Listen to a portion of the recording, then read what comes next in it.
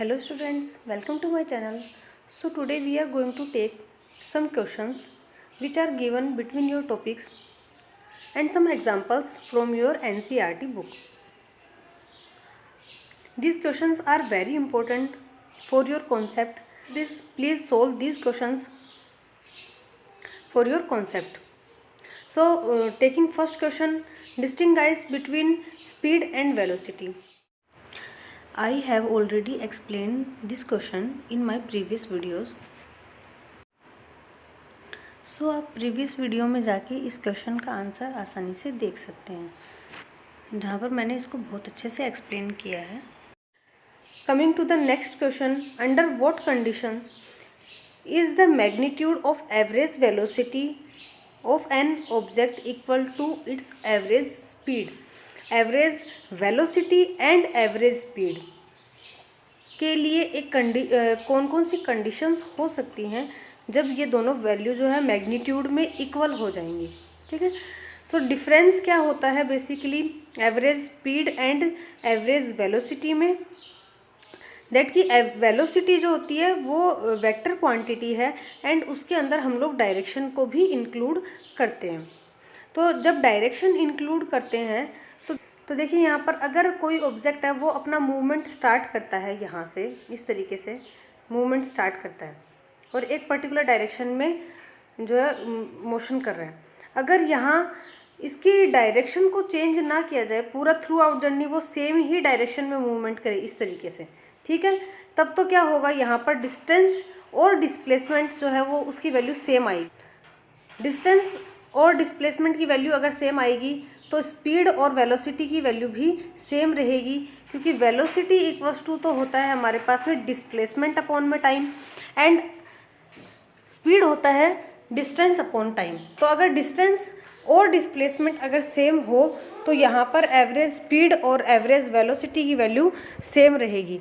But अगर distance और displacement value same नहीं है तो एवरेज स्पीड और एवरेज वेलोसिटी की वैल्यू भी चेंज होगी.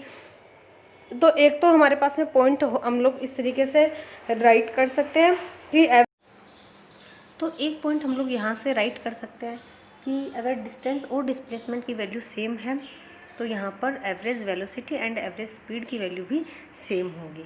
दूसरा, अगर यहाँ पर दूसरा पॉइंट हम लोग लिख सकते हैं कि अगर डायरेक्शन को हम लोग चेंज नहीं करें तो स्पीड और वेलोसिटी की वैल्यू सेम होगी. जैसे कि देखिए, अगर कोई भी ऑब्जेक्ट है और मूवमेंट करना स्टार्ट करता है तो इस तरीके से मूवमेंट कर रहा है एक पर्टिकुलर डायरेक्शन में, ठीक है. अगर यहाँ पर ये उसके बाद इस तरीके से नीचे मूवमेंट करना स्टार्ट कर देता है, यहाँ से चलने के बाद यहाँ स्टार्ट करता है चलना, फिर ये यहाँ चलना स्टार्ट करता है, तो देखिए डिस्टेंस जो है वो तो होगा टोटल पाथ, तो यहाँ से यहाँ फिर यहाँ ये टोटल डिस्टेंस हो जाएगी. तो स्पीड निकलेगी इसके अकॉर्डिंग, ठीक है. और यहाँ अगर हम लोग वेलोसिटी अगर हम लोग करेंगे तो वेलोसिटी, एवरेज वेलोसिटी जो होगी वो कैसे निकलेगी, इसका डिस्प्लेसमेंट, ठीक है. तो डिस्प्लेसमेंट क्या होता है, initial point and final point के बीच की शॉर्टेज से वो की जो कि होगी ये, तो ऑब्वियसली ये चेंज हो जाएगा, सेम नहीं आएगी दोनों वैल्यू. तो यहाँ पर अगर डायरेक्शन को हम लोग चेंज नहीं करें तो दोनों वैल्यू जो है वो सेम आ सकती है यहाँ, ठीक है. तो ये हो गया है second question. Moving to the next question, what does the odometer of an automobile measure. तो ओडोमीटर जो है वो डिस्टेंस को मेज़र करता है कि कोई भी अगर ऑटोमोबाइल है तो वो कितना डिस्टेंस चल चुका है, ठीक है, कितना डिस्टेंस कवर किया है उसने, तो वो सारा का सारा उसमें हम लोग देख सकते हैं, वो शो करता है. नेक्स्ट क्वेश्चन ले रहे हैं, what does the path of an object look like when it is in uniform motion. ठीक है, तो यूनिफॉर्म मोशन होता है जब वेलोसिटी चेंज नहीं हो, ठीक है. वेलोसिटी चेंज नहीं हो अगर, तो पाथ जो है वो कैसा होगा, यूनिफॉर्म पाथ होगा वहाँ पर, ठीक है, स्ट्रेट पाथ होगा. वेलोसिटी अगर चेंज नहीं होगी तब उस कंडीशन में. तो ग्राफ की अगर बात करें, देखिए ये क्वेश्चन जो है वो एक तरीके से ग्राफ से रिलेटेड है. अगर वेलोसिटी जो है वो कांस्टेंट होती है, ठीक है, इस तरीके से अगर हम लोग ग्राफ प्लॉट करें, इस साइड हम लोग ले लेते हैं वेलोसिटी और इस साइड ले लेते हैं हम लोग टाइम, ठीक है, इस डायरेक्शन में. और इस साइड हम लोगों ने ले ली है वेलोसिटी। तो देखिए अगर ग्राफ प्लॉट करें तो वेलोसिटी अगर सेम है, अगर टाइम के साथ में चेंज नहीं हो रही है, यूनिफॉर्म मोशन है, तो इस तरीके का ग्राफ जो है वो आएगा, यानी कि एकदम पैरेलल लाइन आएगी टाइम के एक्सेस के साथ में। ठीक है, तो पैरेलल लाइन जब आएगी तो ये किस तरीके का ग्राफ आ रहा है, कैसा लुक कर रहा है, ये स्ट्रेट पैरेलल पाथ जो है वो शो करेगा यहाँ पर। ठीक है, तो एक्चुअल में ये क्वेश्चन ग्राफ से रिलेटेड है। अभी तक आप लोगों ने ग्राफिकल मेथड पढ़ा नहीं है। ग्राफिकल मेथड जो है हम लोग नेक्स्ट टॉपिक हम लोग लेंगे। इसके बाद में जब एक्सीलरेशन पढ़ चुके होंगे उसके बाद में हम लोग ग्राफिकल रिप्रेजेंटेशन जब करेंगे तब ये सारा का सारा आएगा उसके अंदर। ठीक है, क्वेश्चन पहले ही दे दिया है, तो आपको मैंने वैसे बता दिया है कि कैसा होगा, और बाकी का आप जब ग्राफिकल मेथड करोगे तो आपको एकदम अच्छे से समझ में आ जाएगा। अब देखिए यहाँ पर question number 5, during an experiment A signal from A spaceship reached the ground station in 5 minutes. यानी कि एक एक्सपेरिमेंट के टाइम पर स्पेसशिप से एक सिग्नल को ग्राउंड स्टेशन तक पहुँचने में 5 मिनट लगे। ठीक है, उस सिग्नल को स्पेसशिप से ग्राउंड स्टेशन पर पहुंचने में 5 मिनट लगे हैं। What was the distance of the spaceship from the ground station. तो ये कह रहा है कि डिस्टेंस कितनी होगी। ठीक है, स्पेसशिप और ग्राउंड स्टेशन के बीच। और फिर the signal travels at the speed of light that is 3 × 10⁸ metre per second. और जो सिग्नल है वो लाइट की स्पीड से ट्रेवल करता है और उसकी वेलोसिटी हमें दी हुई है, यानी कि स्पीड उसकी दी हुई है, स्पीड उसकी दी हुई है 3 × 10⁸ मीटर पर सेकेंड। ठीक है, तो अब देखिए फॉर्मूला वही, स्पीड इक्वल्स टू यहाँ पर हो जाएगा speed equals to distance upon time.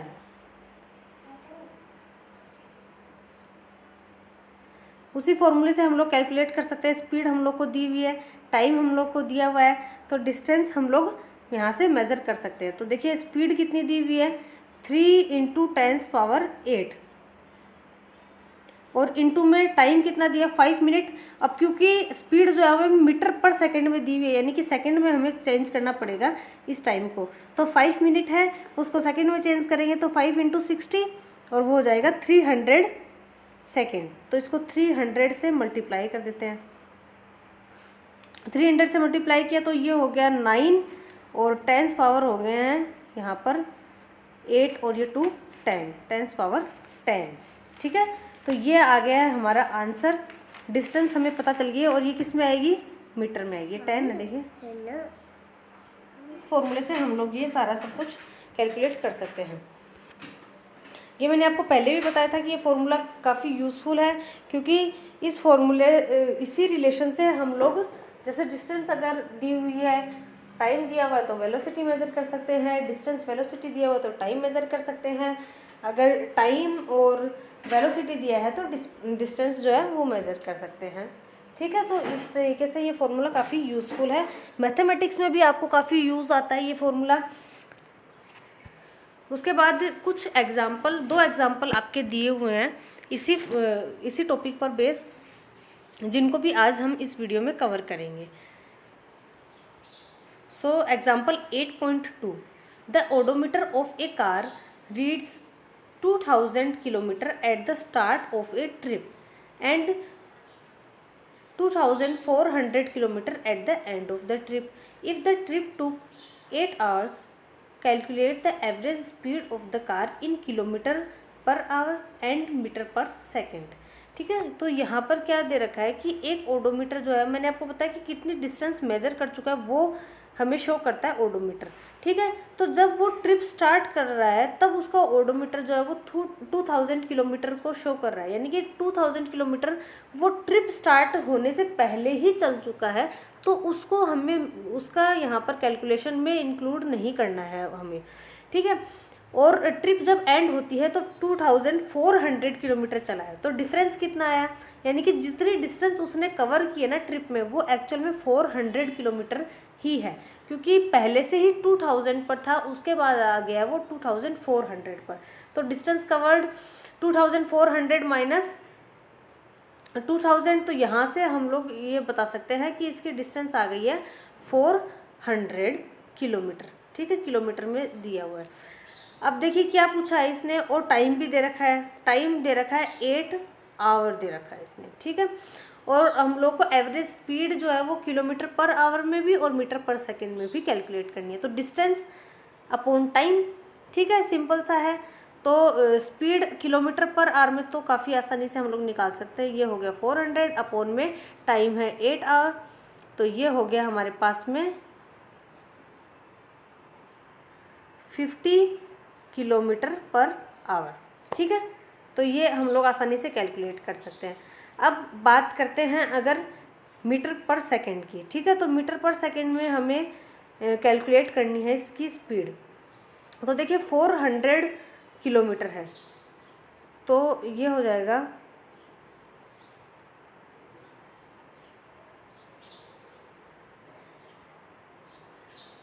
ये हो जाएगा 400, और किलोमीटर में यहाँ इसको मीटर में चेंज करेंगे तो 1000 से मल्टीप्लाई कर देंगे। ठीक है, मीटर में चेंज कर देंगे, 1000 है ये। और उसके बाद अपॉन में टाइम तो 8 आवर था। अब इसको हमें किस में चेंज करना पड़ेगा, सेकंड में चेंज करना पड़ेगा, क्योंकि मीटर पर सेकंड में हमें इसकी स्पीड बतानी है। तो ये तो हुआ मिनट में चेंज। ठीक है, इसको 60 से मल्टीप्लाई कर दिया, क्योंकि 1 आवर में 60 मिनट होते हैं और हर मिनट में 60 सेकंड होते हैं, इसलिए इसको फिर से 60 से मल्टीप्लाई कर दिया। और अब हम इसको सॉल्व करके आसानी से इसकी वैल्यू कैलकुलेट कर सकते हैं।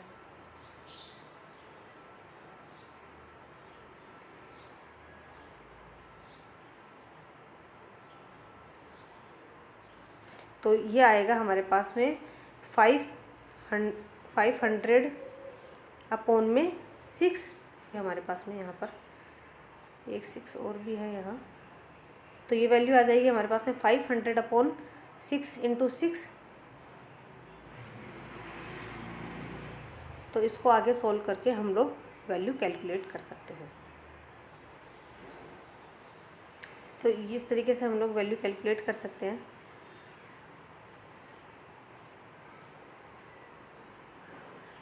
देखिए इस तरीके से ये हमारे पास में इसकी स्पीड आ जाएगी 13.9 मीटर पर सेकेंड।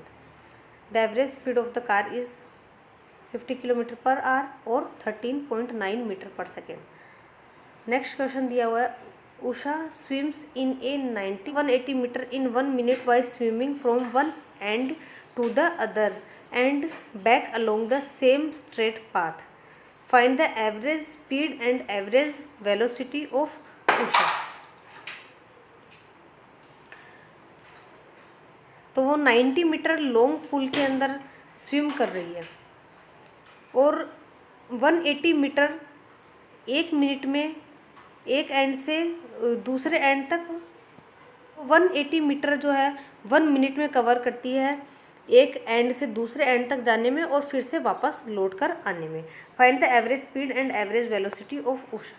तो देखिए वो जिस पॉइंट से जाती है वापस से उसी पॉइंट पर आ जाती है। तो यहाँ पर डिस्टेंस तो इसका 180 मीटर है, ठीक है, और वो 1 मिनट में कवर करती है, लेकिन डिस्प्लेसमेंट जो है वो 0 है, क्योंकि जिस पॉइंट से जाती है वापस से उसी पॉइंट पर आ जाती है। जैसे यहाँ से चलना स्टार्ट करती है और वापस से स्विम करके इसी पॉइंट पर आ जाती है, तो इसका कोई भी डिस्प्लेसमेंट नहीं है। डिस्टेंस कितना हो गया, 90 मीटर पुल है, तो 90 और ये 90 तो 180, ठीक है, और जिसको ये 1 मिनट में कवर कर लेती है। तो यहाँ से एवरेज स्पीड हो जाएगी total distance covered upon total time taken 180 metre upon 1 minute, और मिनट को हम लोग सेकंड में चेंज कर सकते हैं, तो 60 सेकंड होते हैं, तो यहाँ हो जाएगा 180 अपॉन 60 और इसका आंसर आ जाएगा 3 मीटर पर सेकंड। एवरेज वेलोसिटी डिस्प्लेसमेंट 0 है, तो एवरेज वेलोसिटी भी 0 हो जाएगी। तो काफ़ी आसान क्वेश्चन है ये, ठीक है। तो ये हो गए आपके इस टॉपिक से रिलेटेड सारे क्वेश्चन जो कि आपकी NCERT बुक में दिए हुए हैं। आई होप कि आप लोग को ये समझ में आया। अगर वीडियो पसंद आया तो प्लीज़ वीडियो को लाइक करना, चैनल को सब्सक्राइब कर लेना, बेल आइकन को प्रेस कर देना, ताकि आगे की क्लास की नोटिफिकेशंस आपको मिलती रहे। Thank you so much.